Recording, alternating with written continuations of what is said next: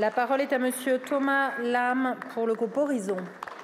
Merci Madame la Présidente. Ma question s'adresse à Madame la Ministre Louwagie. Le statut d'auto-entrepreneur créé en 2009 avait pour objectif de faciliter l'entrepreneuriat en simplifiant les démarches administratives et fiscales. Ce cadre a permis à des millions de Français de se lancer dans une activité indépendante, contribuant ainsi à la vitalité économique de nos territoires et à ouvrir les portes de la création d'entreprises au plus grand nombre. Pourtant, ce statut fait aujourd'hui l'objet de nombreuses remises en cause et d'un alourdissement constant des charges qui pèsent sur ses bénéficiaires. Les cotisations sociales ont augmenté de manière continue depuis sa création, la dernière hausse datant du 1er janvier dernier.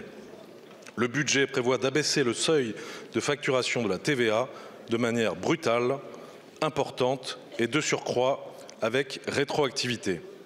Cela va mettre en danger imminent de très nombreux travailleurs indépendants et plus particulièrement celles et ceux dont les activités sont destinées à des particuliers.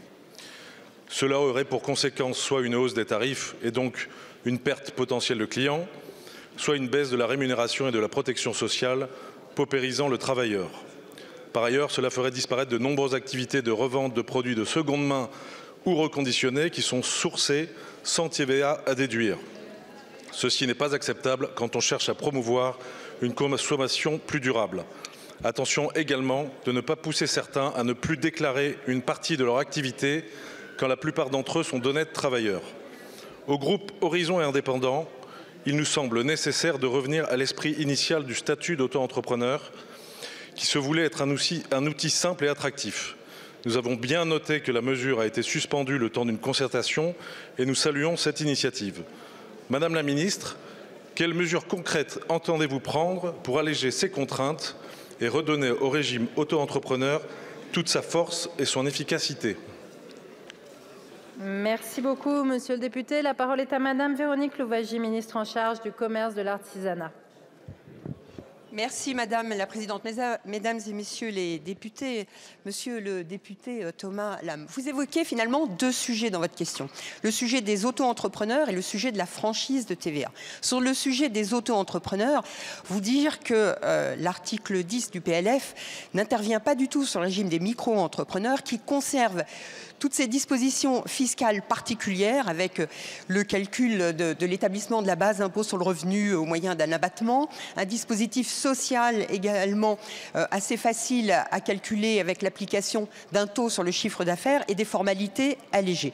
En revanche, vous évoquez la situation de la protection sociale des micro-entrepreneurs et moi je veux bien m'établir dans un temps long pour travailler dans un format à définir sur ce sujet plus large des auto-entrepreneurs.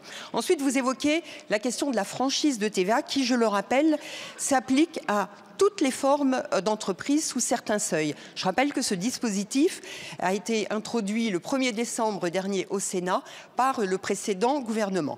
Nous avons effectivement constaté un manque d'échanges. C'est la raison pour laquelle le ministre Éric Lombard a annoncé dès jeudi la suspension de la mesure, le temps de concertation. Les concertations ont débuté vendredi. Elles se poursuivent, elles vont se poursuivre d'ailleurs avec les parlementaires que je propose d'associer, ici les députés et les sénateurs.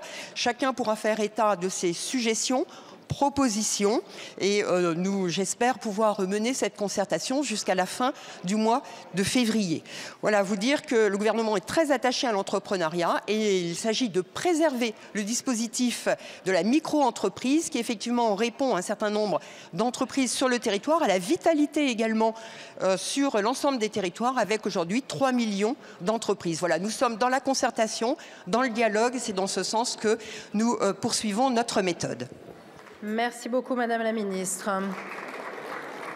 La parole est à Madame Christine Loire pour le Rassemblement national.